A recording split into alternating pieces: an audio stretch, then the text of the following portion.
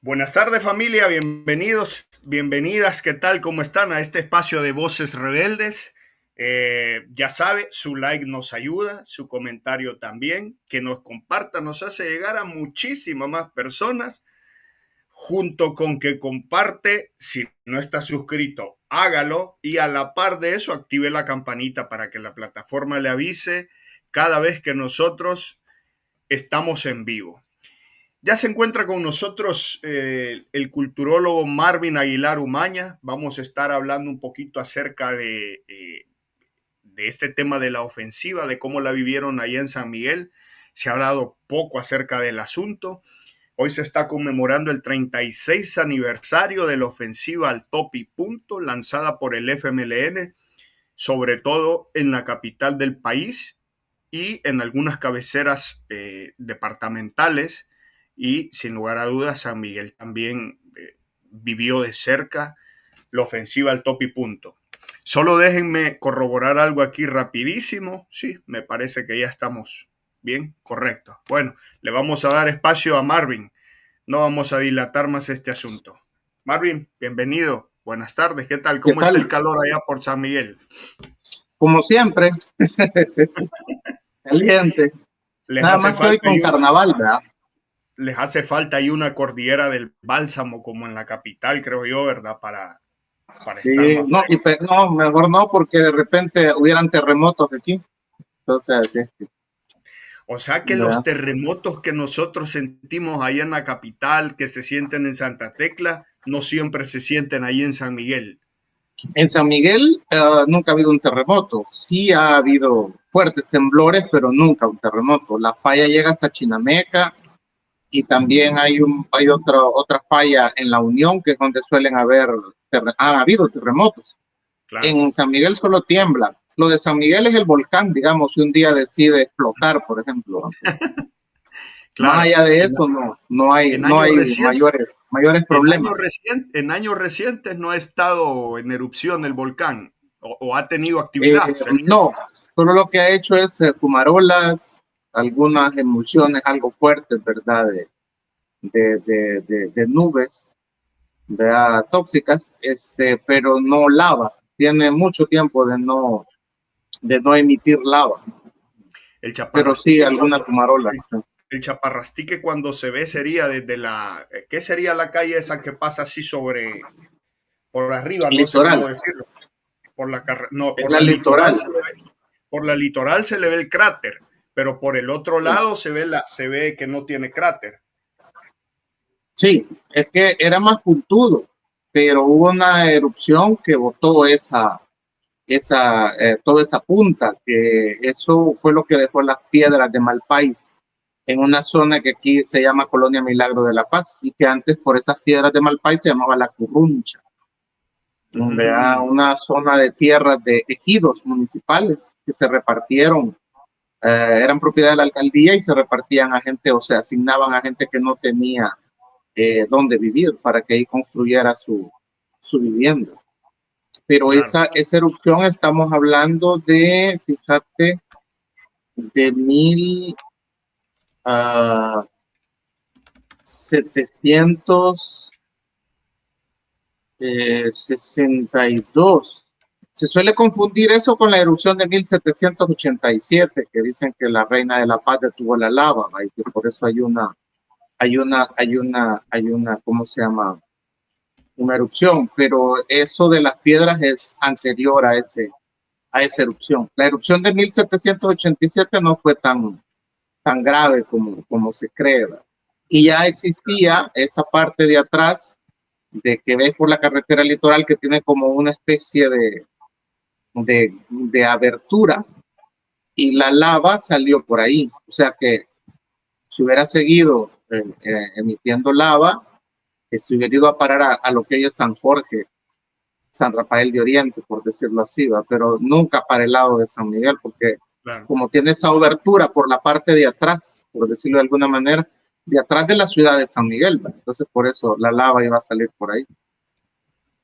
Aquí nos dice alguien que en el 2013 fue la última erupción del Chaparrastique. René Delgado nos dice, Sí, Mario, yo fui parte del conflicto armado Cuando querrás oír historias sobre la guerra, pregúntame. Bueno, a las 7 de la noche vamos a estar con Gerson Martínez.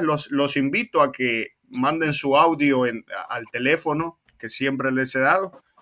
Lo vamos a repetir más tarde y bueno, ahí háganos llegar sus comentarios si fueron parte del conflicto armado.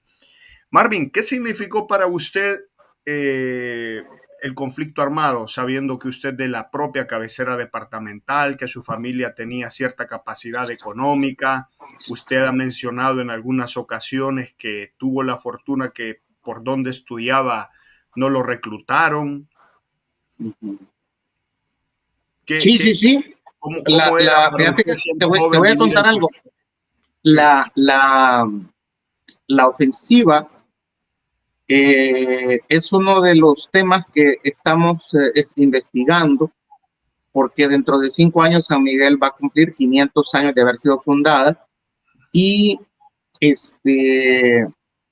vamos a abordar la ofensiva no como siempre se aborda como parte del conflicto armado o de la guerra civil que teníamos, claro, sino a través de una línea de tiempo muy interesante en San Miguel que está vinculada con los sacerdotes. Bien. Entonces, puedo decirte que la ofensiva fue el 11 de noviembre, era sábado. Ese sábado 11 de noviembre se coronó a la reina del carnaval en el estadio municipal Juan Francisco Barraza.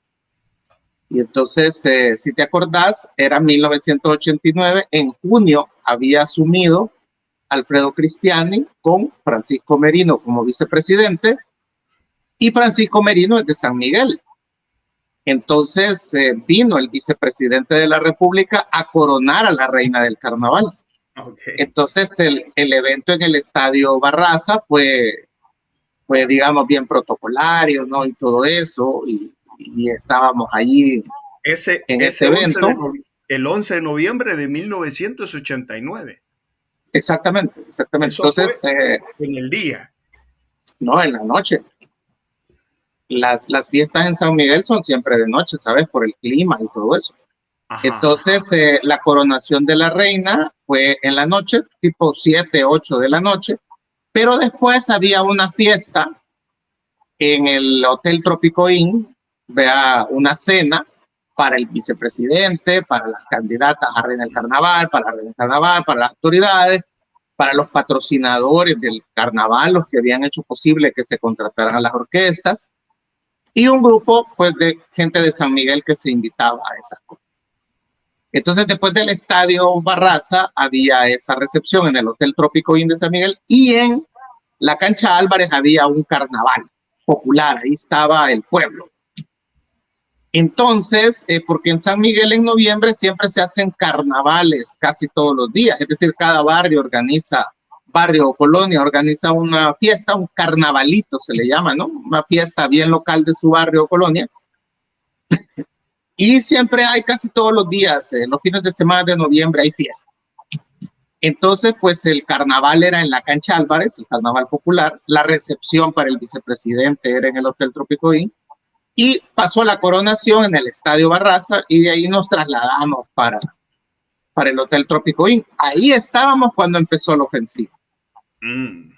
Bien. Vea, ¿te imaginas? Estamos hablando más o menos tipo 8 o 9 de la noche.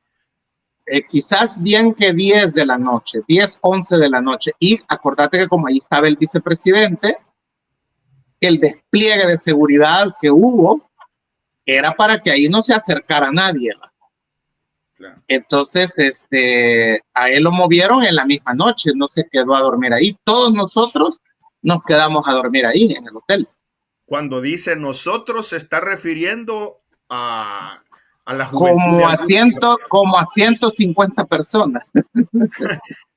No, pero me refiero que se refería, porque usted, cuando hablamos de los acuerdos de paz, a principio de año, usted nos decía que pertenecía a la Juventud de Arena en ese momento. Sí, claro, lo que pasa es que, si te acordás, en ese momento, 1988, Arena gana la mayoría de alcaldías y de diputaciones. Al año siguiente, Alfredo Cristiani gana la presidencia. Entonces, para ese año, 1989, Arena gobernaba el municipio. ¿verdad? El alcalde era Ricardo León y yo era muy amigo de él y hacía de su vocero a veces, ¿no? Así de cipote. O sea, ustedes Entonces, sí, estaban boquita que querés en ese momento de claro, alegres que habían logrado diputados, alcaldías, la presidencia. en- sí, claro, Ok, claro. Entonces, y estábamos ahí en el Hotel Trópico Inn, ¿verdad? En la Chonguenga, era cena también, ¿verdad? Más que todo era la cena. Entonces, y el comandante que por cierto hace poco hablé con él, era el coronel Mauricio Ernesto Vargas en ese momento, hoy ya él es general, pero en aquel momento era coronel y era el comandante de la tercera brigada de infantería, y él llega al hotel con un despliegue militar, porque ahí estaba el vicepresidente, entonces no se sabía si la guerrilla quería secuestrar al vicepresidente o matarlo o atacar el lugar, no sé, entonces ya estábamos en guerra. Entonces lo ha sacado como a la medianoche con un despliegue militar, ¿verdad? Para llevárselo para San Salvador. Entonces, sí, y nosotros logramos evacuar el hotel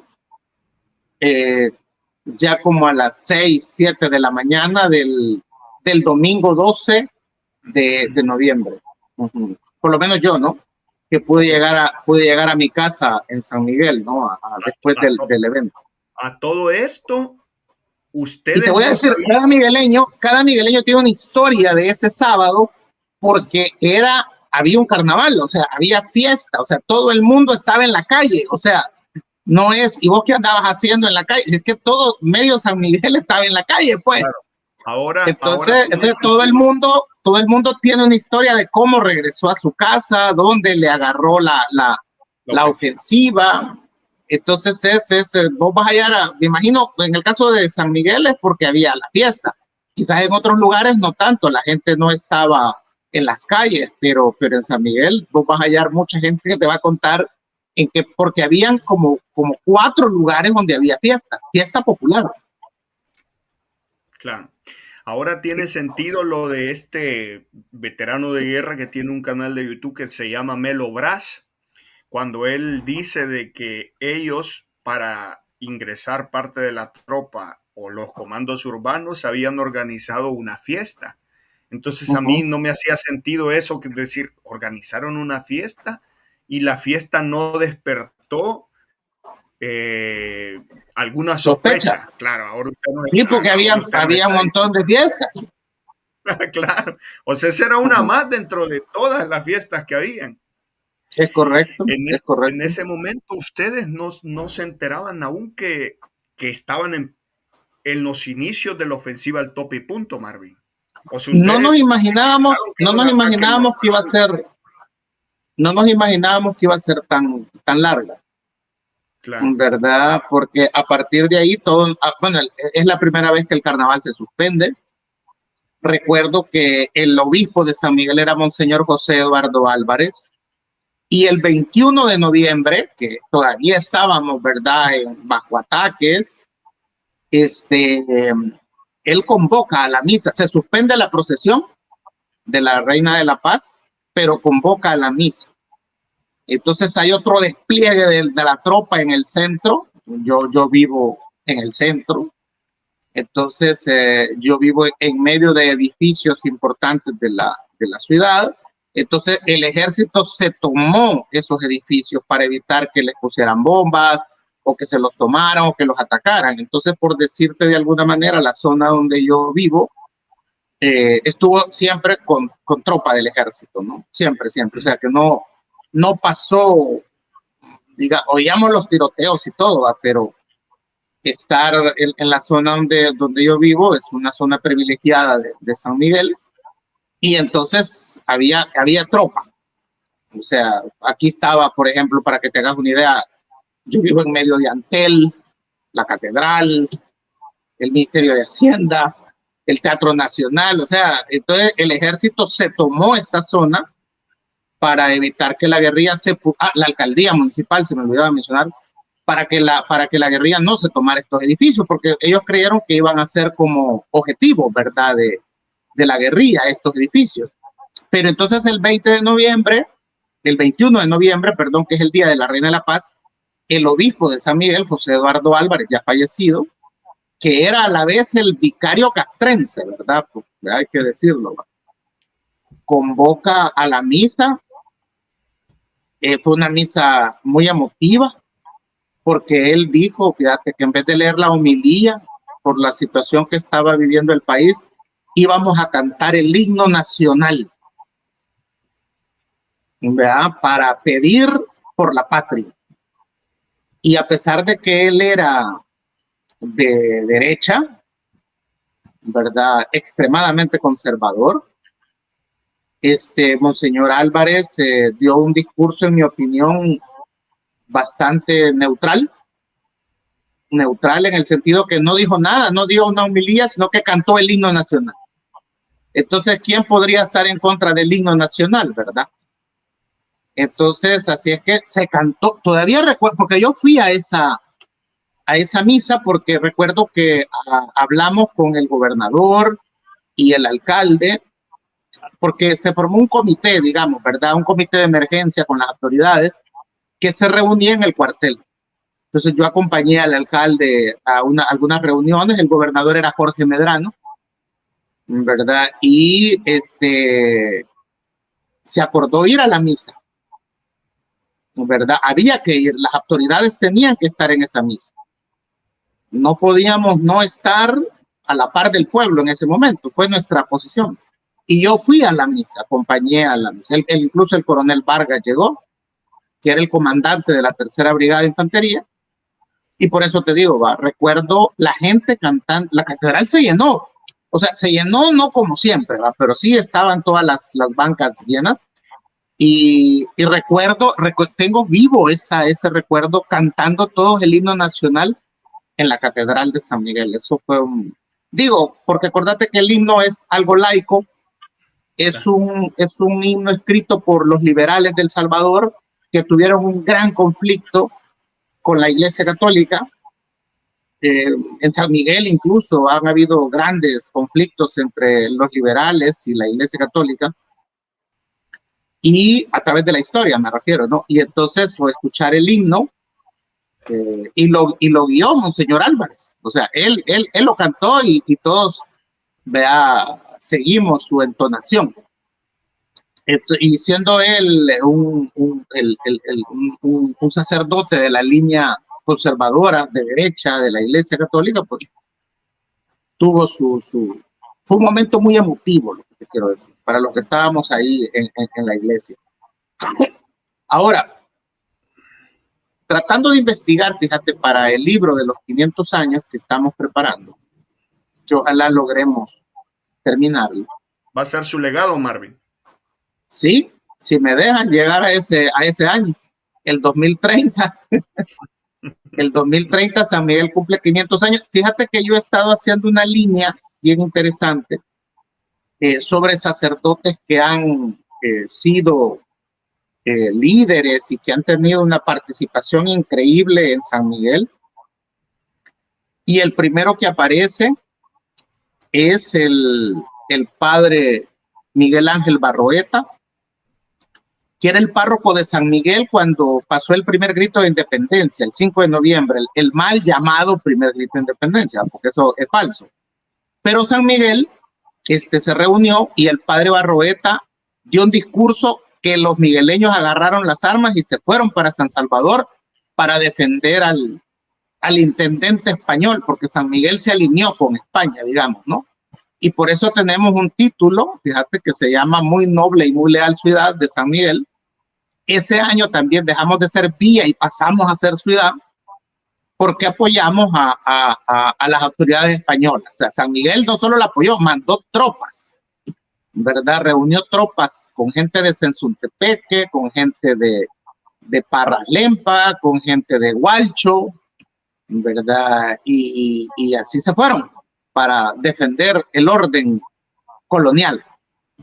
Pero el rol del padre Barroeta es indiscutible. Luego después, en 1875, tenemos al padre José Manuel Palacios. Mira, un tipo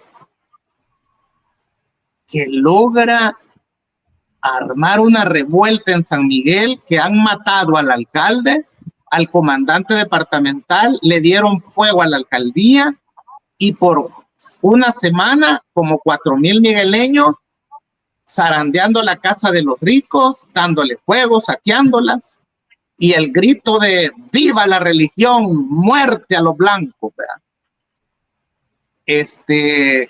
Que eso sería todo un programa aparte de explicarte a qué quiero decirte, pero el padre Palacios, su familia era de mucho dinero. Los que son de San Miguel van a entender esto. Ella, su familia, es la que construyó la iglesia Santo Domingo o el Rosario, que todavía está en San Miguel. Esa iglesia era donde se reunía la gente de dinero de la época. Ahí se casaban, ahí oficiaban todos sus actos. Y para más señas, el padre Palacios está enterrado en esa iglesia. Yo he visitado su tumba y está a un lado del altar principal. Entonces, todo un símbolo. Y después vas a encontrar en 1969 a Monseñor Graciano y su asistente, un cura que se llamaba Oscar Romero. Monseñor Graciano, de origen italiano, fíjate, va a ser un gran precursor de lo de Puebla y lo de Medellín. Es más, cuando él es obispo de San Miguel, pasa lo de Medellín y viaja desde San Miguel a Medellín, ¿verdad? Para estar presente en eso. Y su asistente o el administrador de catedral era el padre Oscar Romero. Romero se graduó en Italia, o sea que te imaginas, ¿verdad? El Monseñor Graciano ha de haber hecho rápido buena química con el padre Romero. Y lo que te quiero decir es que el Monseñor Graciano era bien de la teología de la liberación. Era la opción preferencial por los pobres en 1969. Y pasó una situación interesante. En 1969, Mario, fue la guerra de las 100 horas. Mal llamada la guerra del fútbol. Y el obispo de San Miguel era Monseñor Graciano y el administrador de catedral, o sería como una especie de su obispo auxiliar, una cosa no así, ¿no? Era Oscar Romero.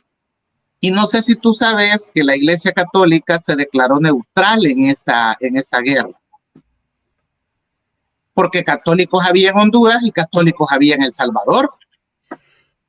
Entonces no era de que allá eran musulmanes y aquí éramos cristianos, o que allá eran evangélicos y aquí éramos católicos, o allá eran judíos y aquí éramos cristianos, sino que allá eran católicos y aquí éramos católicos.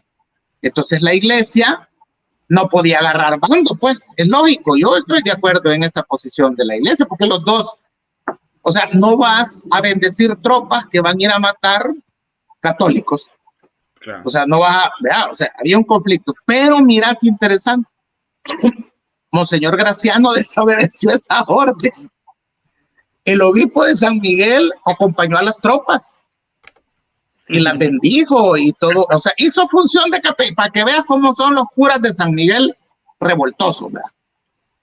Entonces, y Monseñor Romero también, es el único obispo, fíjate, Monseñor Graciano, que no murió siendo obispo, sino que él duró 3 años. Después de la guerra fue en julio, y a él lo mueven de San Miguel para San Salvador al final del año de la guerra, al final de 1969.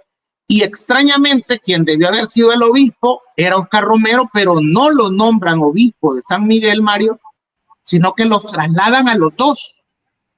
Mueven a los dos curas rebeldes, ¿verdad?, que desobedecieron la orden de ser neutrales en la guerra, pero lo nombran obispo a Monseñor Romero en Santiago de María.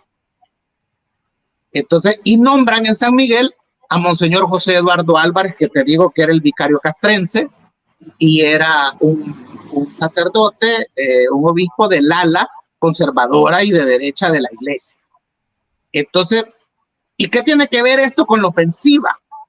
Porque el cuarto y último padre que me vengo a encontrar va a ser el padre Mario Cisneros, párroco de la iglesia San Antonio de Padua en la colonia Milagro de la Paz, una colonia que durante esa época era una colonia populosa.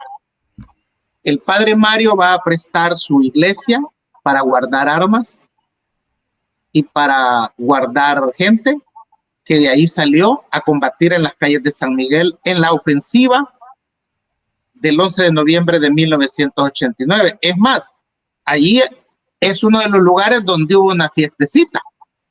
Combatientes, ¿verdad? de la guerrilla, armamento de la guerrilla. Correcto. A tal punto que en las investigaciones que hago para el libro, fue capturado. El padre Mario Cisnero fue capturado por el coronel Vargas, el comandante de la brigada, precisamente por esto, porque la inteligencia del ejército descubrió que él había prestado y que él estaba facilitando su iglesia para albergar, para recibir, para dejar armas para la guerrilla. Entonces lo capturó. Y él, tratando de evitar, me cuenta el ahora general Vargas, tratando de evitar que le pasara algo y que lo fueran a acusar a él después de matar a un sacerdote, ¿verdad? Lo entregó al obispo Monseñor Álvarez, y en presencia de otro, del administrador también de la diócesis de San Miguel, no recuerdo el nombre en estos momentos, pero lo entregó a la iglesia. ¿Qué fecha estamos hablando? Estamos hablando de que si eso fue el 11 de noviembre, tipo el 20, es capturado en su parroquia. Llega en operativo el ejército, lo captura y lo llevan a la tercera brigada, pero inmediatamente lo entrega el comandante departamental, el coronel Vargas, en ese momento, lo entrega a la iglesia, es decir, se lo entrega al obispo de San Miguel, a Monseñor Álvarez, con la advertencia que lo saque de aquí, ¿verdad? Y obviamente el ejército se toma la iglesia esta de San Antonio de Padua para que ya no fuera, digamos, un centro de abastecimiento o de apero o de logístico, ¿verdad? Pero sí lo fue para el inicio, ¿no? Incluso te digo, allí hubo una fiesta. Decir que el Chato Vargas en este caso no operó como operaron con el padre Octavio Ortiz en San Antonio Abad, o después, ¿verdad? O después con los jesuitas. O lo que había sucedido antes, se habla del 20, estamos hablando del 16, lo que sucedió con los jesuitas. Decir que fue más político en ese sentido la actuación del Chato Vargas. Por eso si te fijas, el coronel Vargas fue miembro de la comisión de diálogo, porque no tenía en su expediente una mancha de violación de los derechos humanos. Marvin. ¿Y la? Trató de no involucrarse en un crimen, digamos, por ejemplo, desde el momento que él tuvo mando. Esa es mi percepción, ¿verdad? Esa es mi percepción. Entonces, te cuento, esa línea de tiempo que he hecho, fíjate, desde 1811 hasta 1989, los sacerdotes en San Miguel han jugado una posición, digamos, muy valiente, en mi opinión, ejemplar. Te mentiría si no te digo que me he inspirado en esos curas revoltosos y me he deleitado, ¿verdad? con su irreverencia y su valor, porque el padre Mario, muy famoso. O sea, a un ateo lo inspiran sacerdotes. Es que así hasta dan ganas de creer en Dios con esta clase de sacerdotes. Entonces, porque son, digamos, te lo voy a decir así, se han ubicado en el lado correcto de la historia. Cualquiera me dirá, pero ¿y el padre Barroeta, que se opuso y apoyó al Estado colonial? Bueno, pero logró algo, logró que fuéramos de villa a ciudad, y todavía hasta día de hoy guardamos casi más de 200 años el título de muy noble y leal ciudad de San Miguel, porque nunca se lo hemos querido quitar. Claro, él era pro rey, ¿verdad? Era pro colonia, pero era el momento, pues, ¿me entendés? O sea, es decir, luego me vas a decir, y lo del padre Palacios, que armó un zafarrancho aquí, que mataron al alcalde y al comandante departamental, yo te diría, hay una explicación, así como la hay para el padre Barroeta. O sea, yo sé las causas que los motivaron a ellos, sé las causas que motivaron al padre José Manuel Palacios, entiendo lo de Monseñor Graciano y Monseñor Romero. Además, Monseñor Romero es santo, ¿quién soy yo para bajarlo de los altares? Claro. Y finalmente el padre Mario, fíjate, porque era un padre joven con pelo largo, ¿te lo imaginas eso? Era un hippie, pues, y era padre. Entonces andaba en un pick-up y siempre le andaba dando raya a la gente. Entonces resultó que era guerrillero el baboso, mira. Entonces, y para muchos fue sorpresa. Además, acordate si dentro de esos sacerdotes había alguno que se incorporó a la guerrilla. Que se incorporó no a pelear, pero Mario, el padre Mario les ayudó mucho. Fue una pieza importante. El padre Mario era popular. Además, quiero que entendas algo. Mi formación ha sido, ¿verdad?, católica. Entonces, desde pequeño entendemos que había que respetar a los sacerdotes, pues, ¿verdad? Claro. O sea, por ejemplo, Monseñor Romero fue amigo de mi padre y bautizó a una de mis hermanas. Fíjate, por ejemplo, ¿no? Monseñor José Eduardo Álvarez hizo la misa de los 50 años de mi papá con su esposa y hizo la misa cuando mi padre murió. Claro. Marvin. Epa. Perdimos señal con Marvin. Bueno, esperamos que se incorpore. Bueno, aquí estamos viendo Georgina. Bueno, aquí ya tenemos a Marvin nuevamente.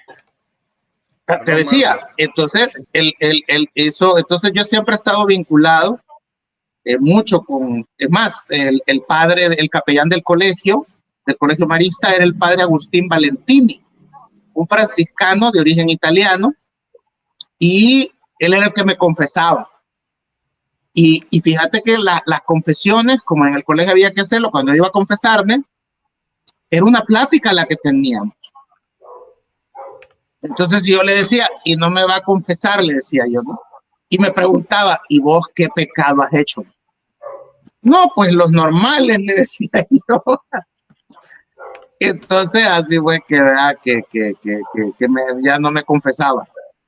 Claro. Entonces, y finalmente el padre Mario, que era muy popular, porque era un sacerdote bien fuera de lo normal de la época conservadora. Entonces, ahí tenés que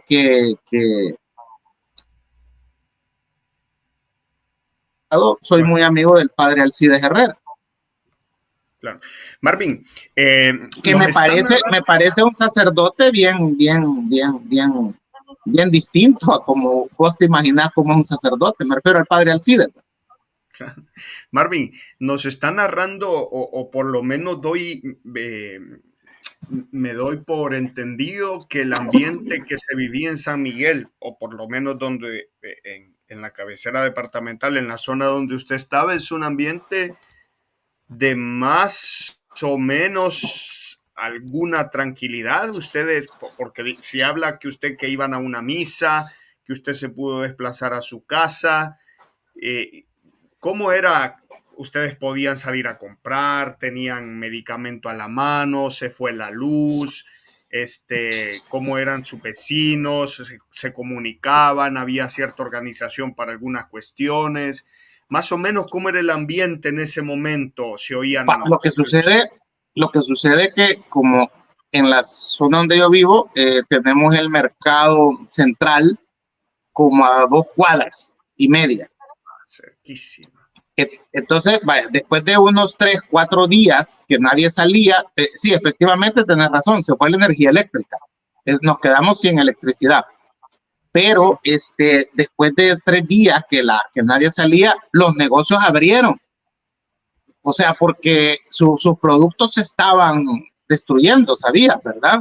O sea, se estaban dañando. Entonces, nosotros que vivíamos cerca, pudimos ir al mercado central, que estaba cerca, Entonces, y a las tiendas grandes del centro que también abrieron, en el sentido de abrieron, no de abrieron, sino que pues sí, llegaron los encargados o dueños y tenían que ver cómo movían el producto. Entonces, de alguna manera, si yo miraba abierto una venta de carne, una venta de verduras, preguntaban, mira, ¿y se puede comprar? Claro, le vendemos, dice.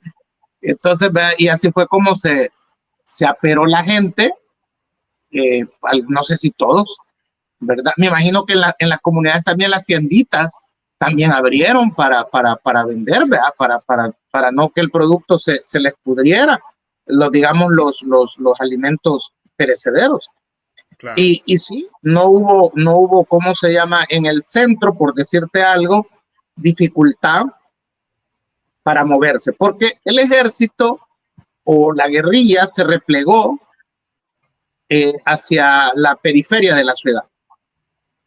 Grandes combates, incluso bombardeos se hicieron en la colonia El Molino, o esa zona de la colonia El Molino, la zona de la colonia 15 de septiembre, la zona de la colonia Río Grande. Nosotros visitamos... El ejército bombardeó todo eso, allá en San Miguel, en la colonia. Exacto, se dio la orden de que pusiéramos banderas blancas en los techos. Y donde hubiera bandera blanca, no iba a bombardear el ejército. Pero sí, ¿cómo se llama? Los helicópteros disparaban en medio de las colonias. Te estoy hablando específicamente la zona, por ejemplo, de la Milagro de la Paz, la zona de la colonia El Molino, colonia 15 de septiembre, porque nosotros, y yo creería que fue la más dura, la zona más dura fue esta última área que te estoy hablando. Y yo no sé si tú conoces San Miguel, si has venido alguna vez a donde está la terminal de buses. Entonces te estoy hablando de esa zona.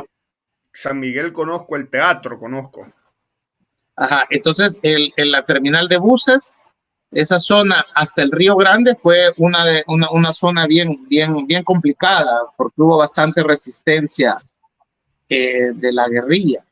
Entonces yo incluso visité esa zona con la gente del Ministerio de Salud en ese momento, porque se procedió a darle fuego a los cadáveres, fíjate Mario, que estaban ahí en las aceras.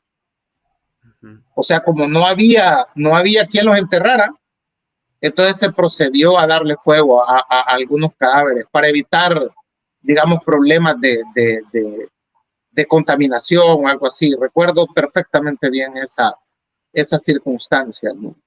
Porque yo quise ir a ver esa, digamos, esa acción y fuimos con un grupo de espérame, el ejército. ¿Cuáles las relaciones públicas del ejército? Era el conjunto 5. Fuimos con gente del conjunto 5 de la tercera brigada a ver eso. Recuerdo que yo les pedí acompañarnos. Quería ver eso. En este caso se oían los combates cerca, Marvin. Totalmente. O sea, de noche, fíjate que el helicóptero se levantaba de noche. Por eso te voy a confesar algo. Yo cuando oigo un helicóptero de noche hoy, si lo oyera este día, inmediatamente, Mario, yo me acuerdo de la guerra. Se me viene esa sensación de miedo, porque el helicóptero se levantaba de noche y tú oías que empezaba a disparar. Y salíamos al patio a verlo y miraban las luces, ¿verdad? Que eran obviamente las balas que salían. O sea, el helicóptero salía de noche. De otro lado que empezó, Mario, fue una especie de campaña psicológica que sacaban una anunciadora en la noche, pero con unos parlantes espantosos, o sea, altos, pues me refiero, con un volumen espantoso, pidiéndole a la guerrilla que se entregara, a los guerrilleros, ¿verdad?, que desertaran, que les iban a respetar su vida.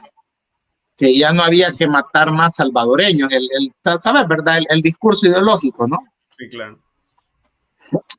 Y también, y aquí voy a contar una infidencia, bueno, nunca he contado esto, fíjate,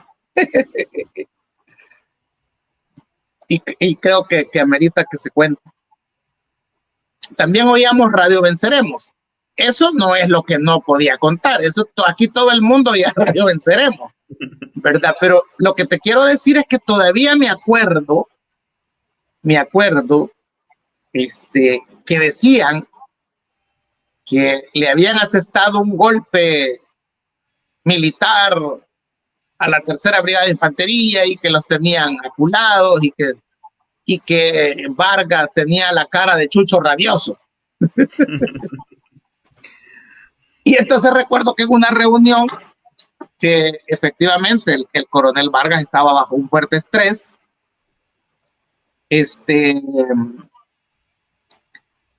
y no se había afeitado, se había dejado la barba.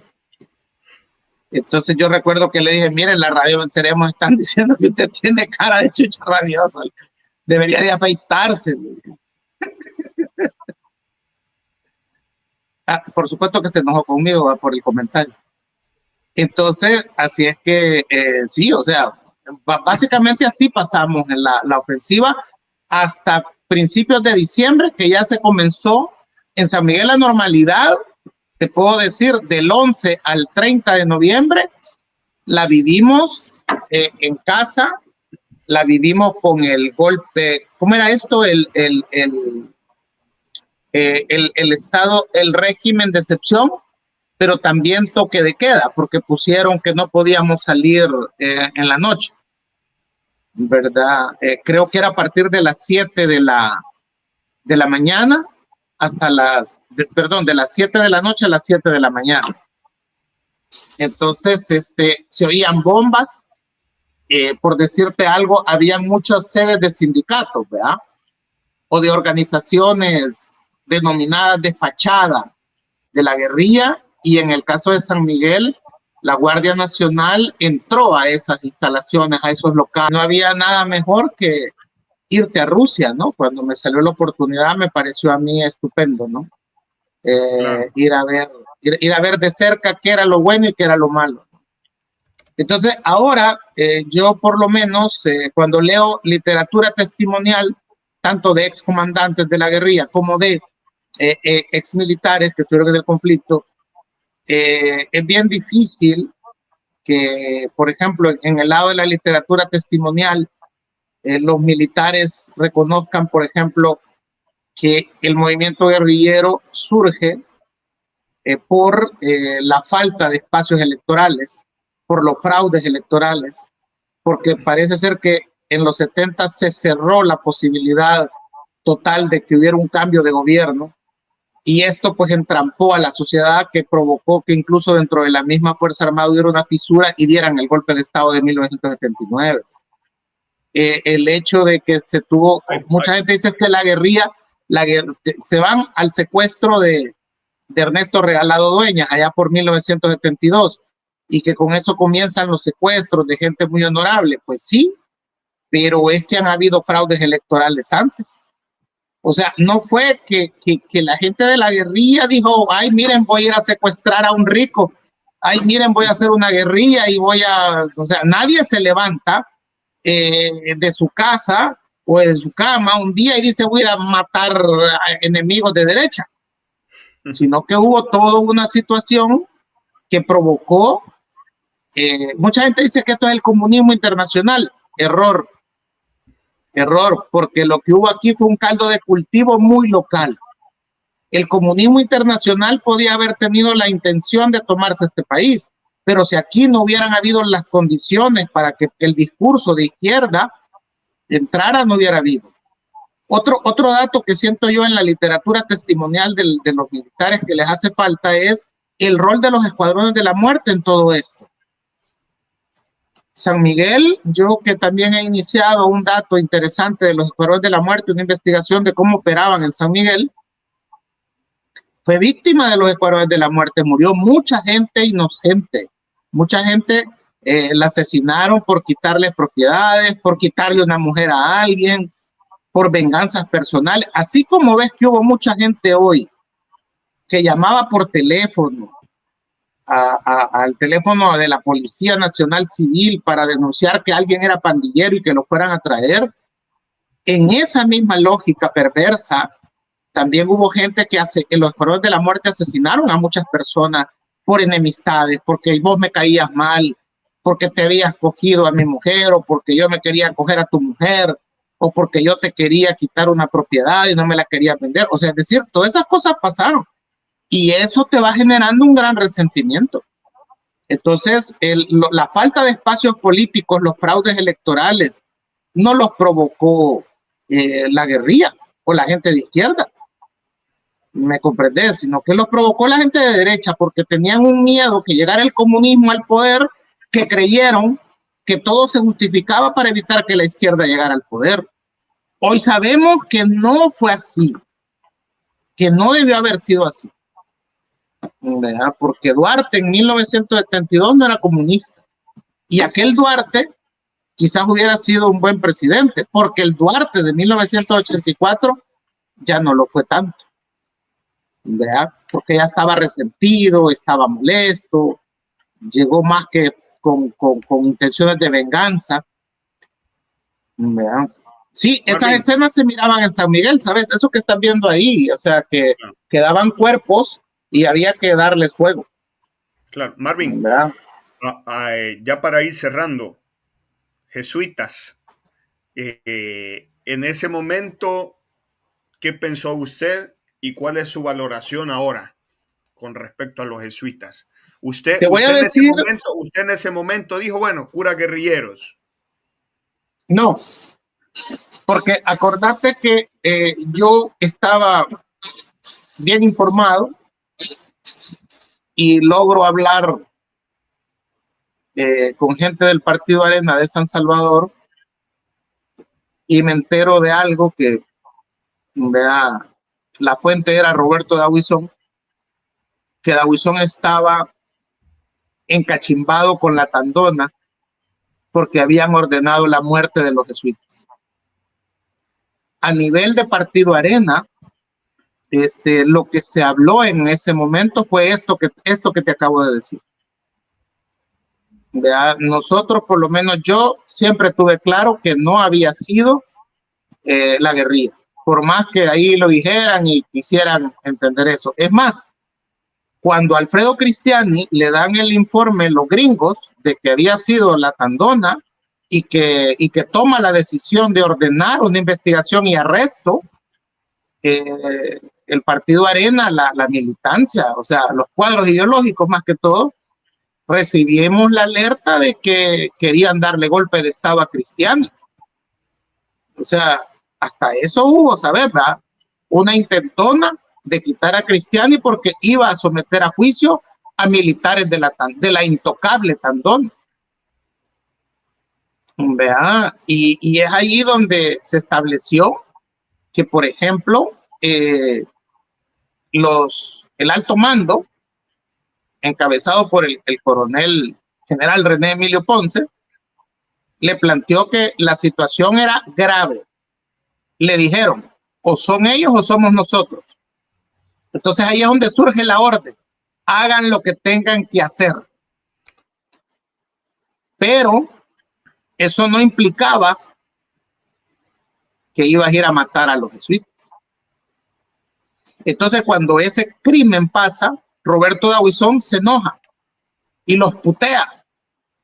Yo podría hasta decirte que llamó a Emilio Ponce y les dijo que habían cometido la peor estupidez del mundo, porque Dawison venía del hecho de Romero, ¿te acordás?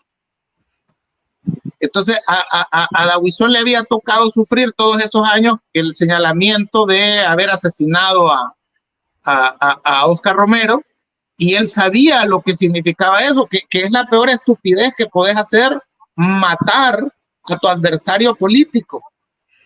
La peor estupidez que puedes hacer es meter preso a tu adversario político, a menos que haya cometido un delito, pues.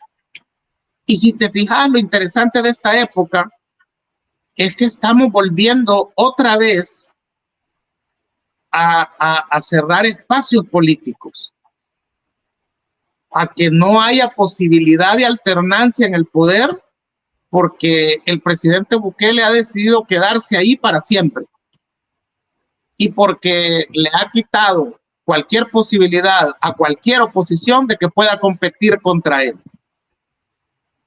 Por eso es que creo yo que te digo que me inspiran estos sacerdotes a la hora de estudiar la historia, porque hay que estar del lado correcto de la historia.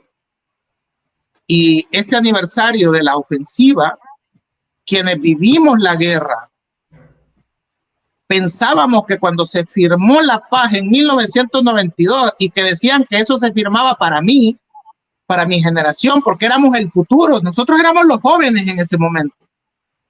Nosotros pensábamos, yo jamás me imaginé que nos iban a volver el miedo por expresar lo que uno cree, por defender lo que uno cree. Y hoy hay miedo, porque tenés un gobierno fascista, ¿verdad?, que quiere eliminar la oposición y tiene un culto a Nayib Bukele que no es saludable para la historia del país, porque siempre que pasó eso, terminó mal. Siempre, porque no es la primera vez que tenemos a un líder como Nayib Bukele presidiendo el país. Se han habido varios y toda esa parte de la historia terminó mal. Así es que para mí la gran lección es de que quienes se alzaron en armas tuvieron la dignidad de hacerlo. Y es respetable esa lucha. Y quienes defendieron desde el ejército la no llegada de la guerrilla al poder, también tenían su dignidad en esa lucha. Las guerras son absurdas, Mario Rogel. Así de absurdas son las guerras, ¿verdad? Y eso es lo que debemos de evitar que vuelva a suceder. Murió mucha gente valiosa, Mario. Mucha gente que conocíamos en San Miguel porque decían que eran guerrilleros, que ayudaban a la guerrilla. Yo puedo recordar, como recordé al padre Mario, que por cierto el padre Mario ya murió, ¿sabes? Que murió en Canadá. También los escuadrones de la muerte mataron al doctor Fausto Cisneros, el primer alcalde de izquierda en San Miguel. Entonces, mucha gente valiosa murió. Eso ya no debería de volver a pasar. No debería de volver a pasar en este país que haya gente presa por decir lo que piensa, que haya gente muerta por profesar cualquier ideología de la que quiera. Y yo creería que para mi generación esa fue la gran lección que nos dejó esa guerra. Y que tu generación, Mario, a veces parece que les vale verga todo eso que hemos pasado. Quizás hasta que no lo sufran, no van a entender lo importante que es permitir que haya alternancia en el poder, que haya libertad de expresión, que podamos vivir, no importa que penses distinto a mí, que seas distinto a mí, ¿verdad? Y que no busquemos venganza, sino que justicia.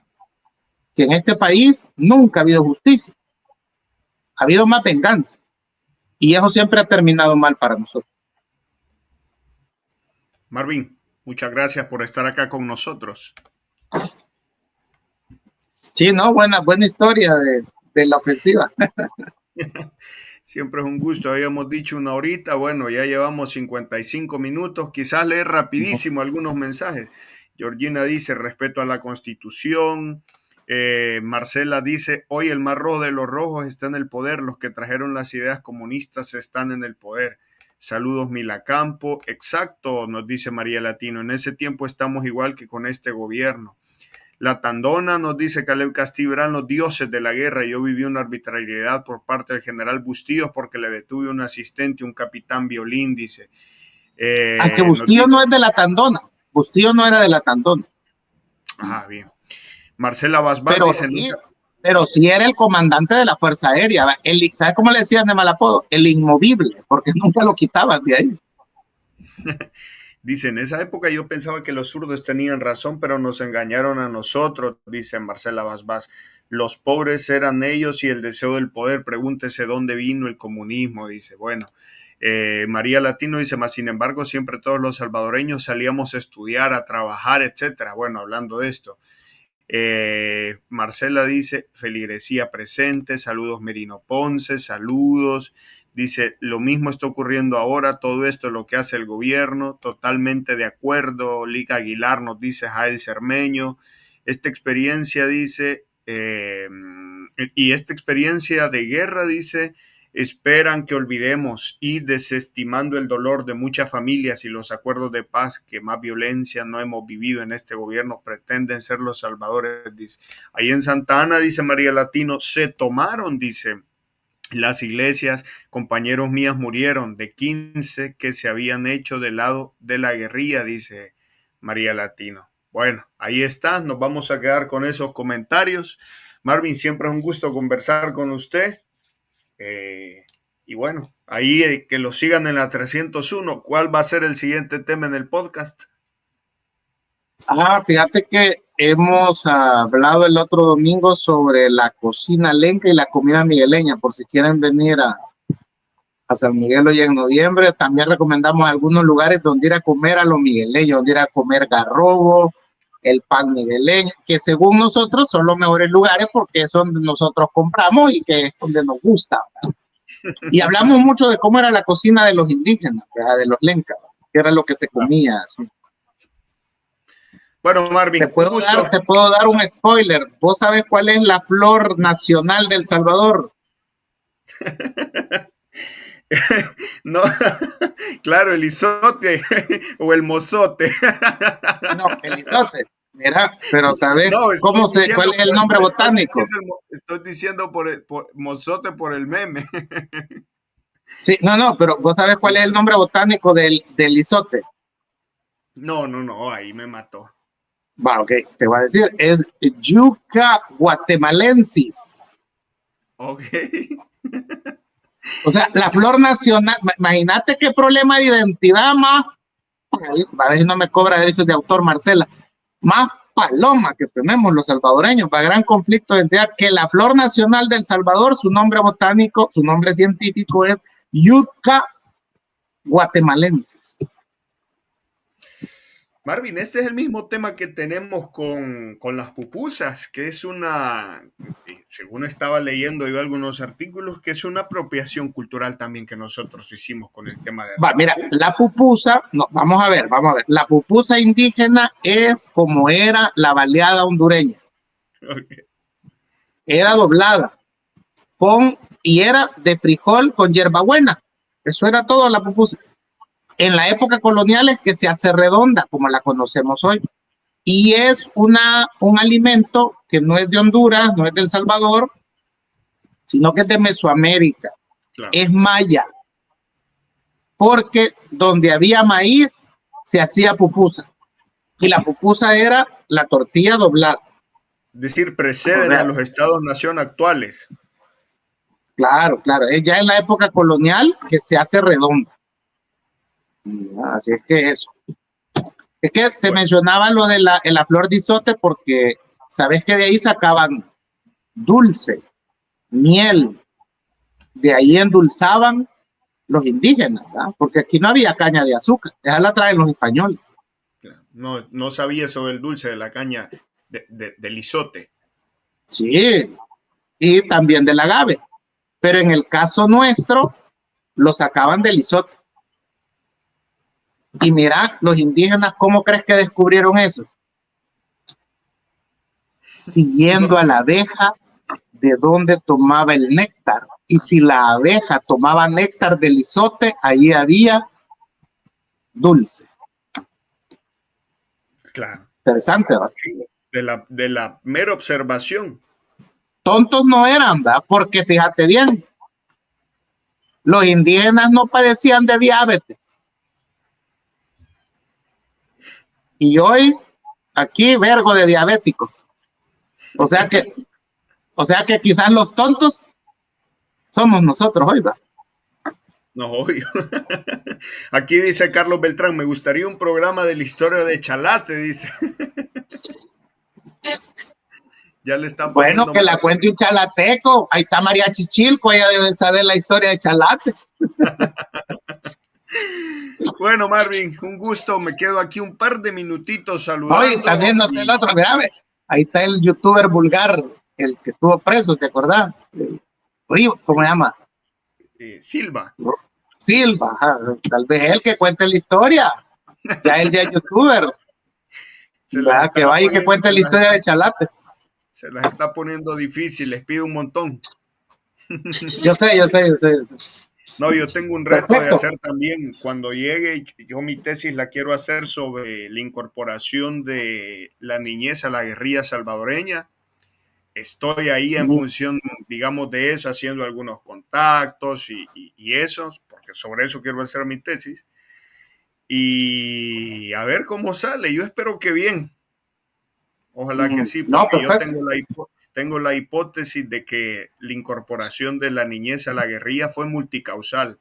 Si bien hubo etapas en que la guerrilla reclutó de forma forzosa, no fue una cuestión institucional, sino que más bien fue local y rápidamente abandonada porque traía más consecuencias negativas que positivas. Entonces, por ahí va un poco la hipótesis que sostengo sobre eso. Vamos a ver qué encontramos, Marvin. Bueno, abrazos a la distancia, Marvin. Nos andamos encontrando posteriormente. Gracias por volver a acompañarnos. Saludos y un gusto de haber estado contigo en tu audiencia. Nos vemos. Bueno, familia, ahí teníamos a Marvin Aguilar Umaña. Recordarles que dentro de una hora estaremos con Gerson Martínez, comandante guerrillero, conversando sobre la ofensiva. Él nos va a estar dando sus valoraciones militares y sus valoraciones políticas sobre la ofensiva al top y punto. No se lo vaya a perder. Va a ser un programa extenso, pero muy nutritivo, muy didáctico.